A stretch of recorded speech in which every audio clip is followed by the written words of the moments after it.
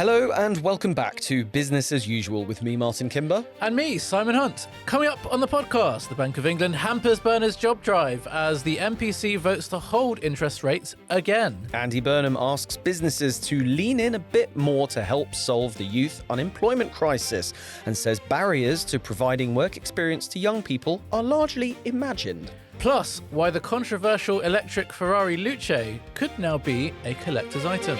Interest rates look set to stay higher for longer, putting more pressure on borrowers, including the country's biggest borrower, the government. A growing number of the Bank of England's MPC, that's Monetary Policy Committee, voted in favour of raising interest rates, 3 this time versus 2 back in June, suggesting things could be headed in the wrong direction for inflation. Though, of course, 6 MPC members still voted for a rate hold. Our financial aficionado and chief reporter Ali Lyon joins us in the studio now.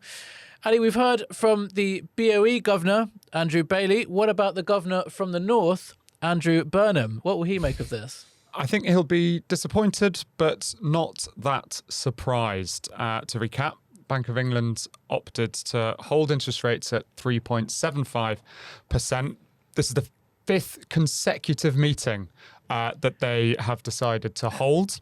And bear in mind what has happened since then. Cast your mind back to December, the last time they changed bank rates. And we have seen inflation come right down. But we have also seen the outbreak of the war in the Middle East. And ever since then, the bank has basically been walking this enormous tightrope. On the one hand, we are seeing, as I said, the speed of price rises fall. We are seeing this really quite concerning disintegration of the labour market, unemployment up, wage rises down, vacancies up. But then on the other side of that coin, we've got everything going on in the Middle East, much higher energy prices.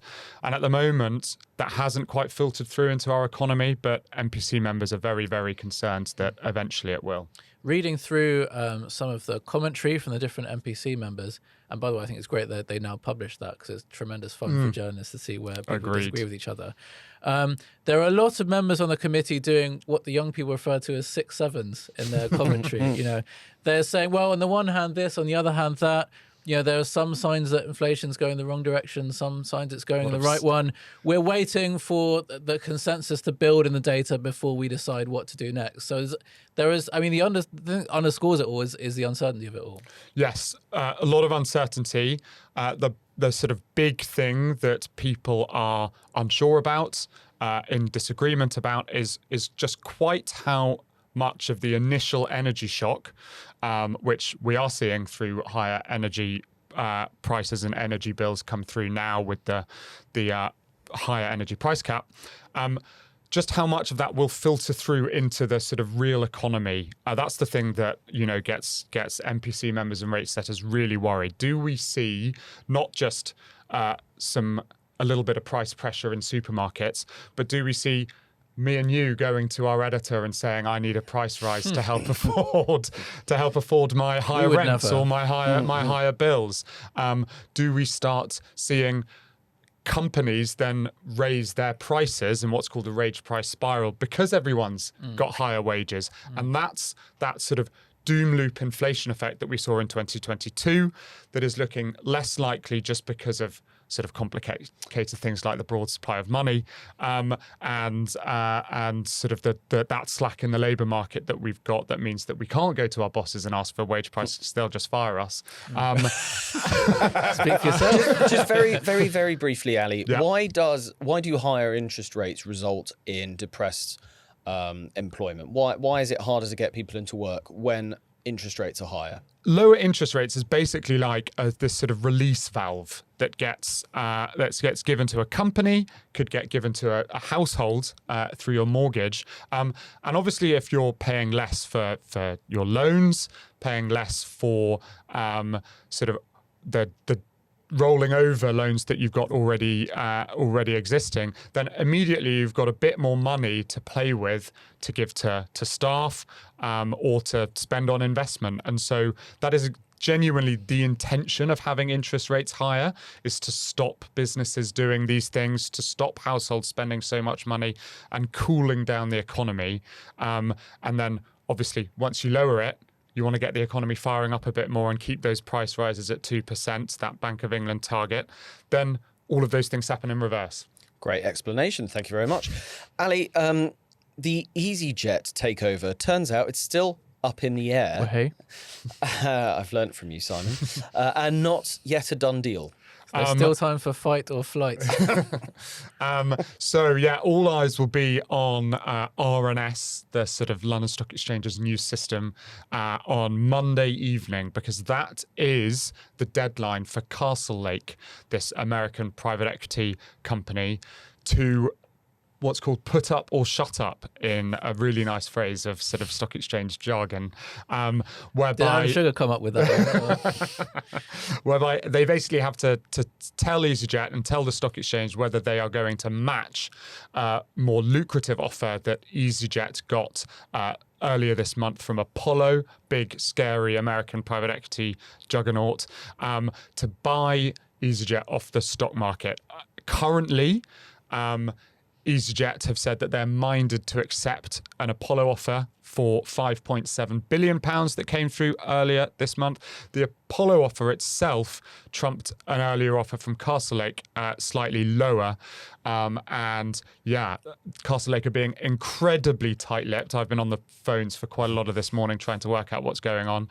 Incredibly tight-lipped about how they're feeling. And Apollo are also being very tight-lipped on just how much they're willing to get into a bidding war should Castlelake decide to go toe-to-toe with them. Finally, Ali, before we put up and shut you up, if you'll forgive me, the Ferrari Luce, better known to our listeners as the Apple Mouse on wheels, how has that now become a collector's item? Well, no, I suppose we still don't really know, to be honest. Ferrari raised a huge amount of eyebrows a couple of months ago with the launch of its new EV car, as you say, called the Luce. It got an absolutely awful reception at the time. Including by Martin. On this podcast, yes. Shares, but including by investors as well. Shares in Ferrari, it's very rare that a launch is that market moving. Shares in Ferrari dropped 8% in that one session. But if a report in a lesser financial newspaper is to be believed on Thursday, it's already flying off the shelves. This EV car has already surpassed what Ferrari thought it would do in sales just in a couple of months for the year.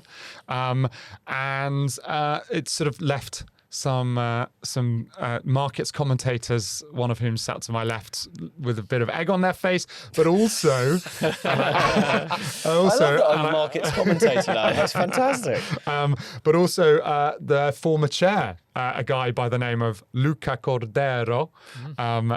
Apologies to our Italian listeners. I mean, that was better than I did the other day. So. And who called for it to be stripped of its prancing horse badge. It was such an abomination. We should listen to this, the man. A very, very, very prestigious supercar maker. Well, thank you very much for that, Ali. Before we let you go, Simon, this is not the only programme that you do, is it? You also do other bits of broadcast, one of them being GB News. And the other day, you woke up in the dead of night to speak to them. And you did an excellent hit explaining why inflation is going to wreak havoc on Andy Burnham's spending priorities. And this, Ali, is how he was thanked. OK, Simon, thank you so much. Simon Hunt there, the City editor for City AM. Right, moving on, I think, now. Oh, it's always that hour we don't have any breaks. Still not got used to the fact that we have 2 hours without any particular breaks. Were you surprised to see how young that magazine editor looked?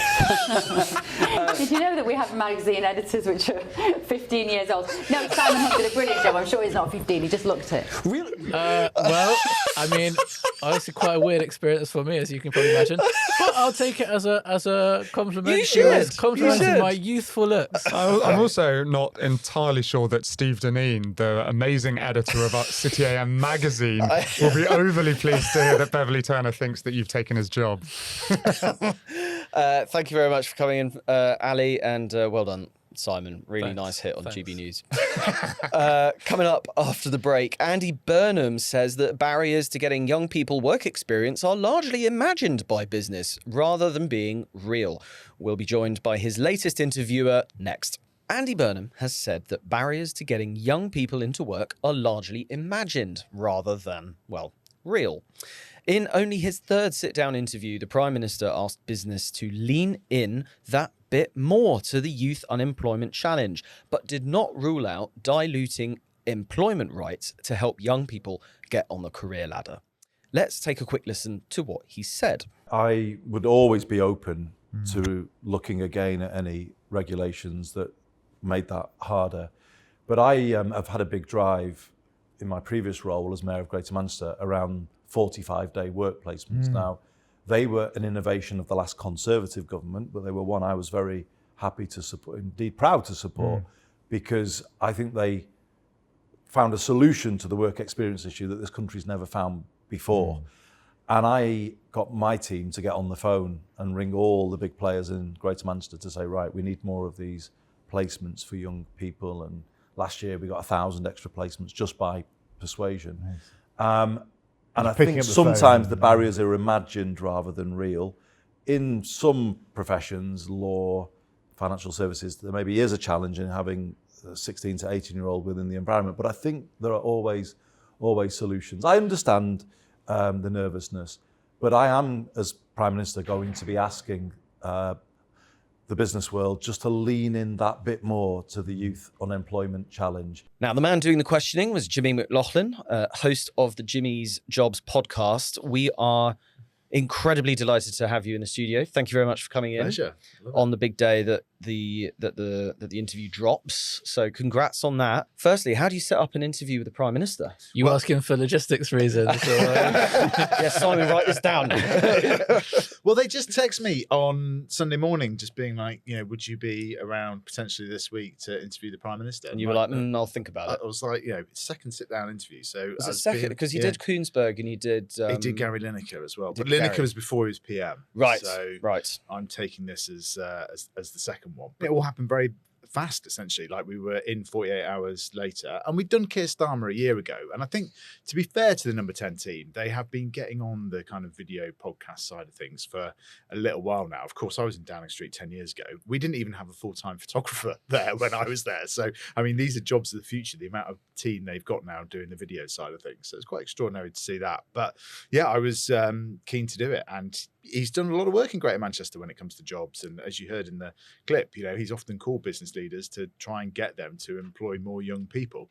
Bit different to do that when you're Prime Minister. But, it is an interesting example of how much he cares about it. so it falls to me to ask the rude question, at least that's what it says in the script. So bear with me. Brace yourself. Obviously, you are a very talented podcaster. We see that from the numbers that your podcast get. I mean, if our podcast was doing anything close to that, we'd be pretty happy. You've only just started, right? But you are no Andrew Neil, and it's not your job to be Andrew Neil either. Your job is to, broadly have a conversation with the people you interview rather than interrogate them. And there has been chatter the past few weeks about Andy Burnham avoiding scrutiny of the press, avoiding interviews with newspapers, with broadcasters. So does it say something that you were one of the first people he interviewed? That were interviewed by him? I mean, I think it does. I mean, to be fair to him, he did do Laura Koonsberg before, and that was a much more kind of grilling on kind of international affairs and would you take calls from Vladimir Putin, etc. And it would have been very easy for him just to have done a 5-minute stand-up with us, post a visit that he was doing in Derby, ironically, which is where I'm from, on Tuesday. But I think it is a certain amount of scrutiny of where you've got to sit down for 25 minutes as the Prime Minister and take softer questions. Like, it is different.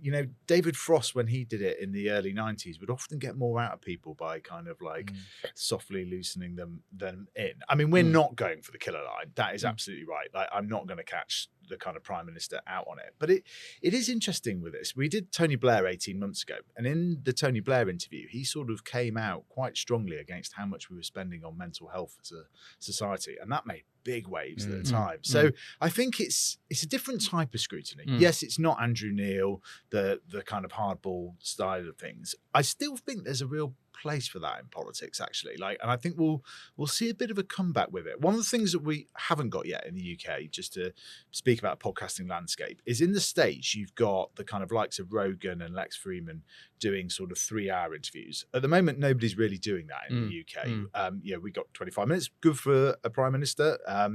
But I think it'll be interesting to see where the landscape goes in that, because actually sitting down with someone for 3 hours, even if it is a softer conversation, is quite hard and not what a politician is used to. The other thing I would say about Andy Burnham, and the reason why I think he's good at both the short form and the long form, and he's got similarities with Donald Trump and Nigel Farage in this, which you probably wouldn't like me saying, but they have been doing this for a long time, right? Yeah. All of those people have been involved in public life in some way for 30 years. So they're just very good at communicating. I think it was one of Keir Starmer's challenges, actually, was that he hadn't actually been in politics. I mean, yes, he'd been a communicator as director of public prosecutions, but he hadn't been in that sort of space of where he was just used to talking it. I think it's one of the reasons Burnham's quite good, is that he has just done lots of this. There is something very populist about him, quite similar to Trump and Farage, that I've noticed in terms, very good communicator, speaks in broad brushstrokes. I mean, I'm going to come on to the vibes thing a bit later. But I think I would also just say, I mean, to add to what you said is there is a certain degree of entitlement among the Westminster lobby journos where they think, well, it's up to me and about 5 other people to do all the questioning, and no one else should. And if anyone else gets that job, that's a sign of avoiding scrutiny. And there was a feeling of that also when he talked about Number 10 North, as though there were just no journalists in the North who would be able to do that kind of scrutiny. So, it is, I suppose, partly a recognition that the media landscape is a bit more diverse than it once was.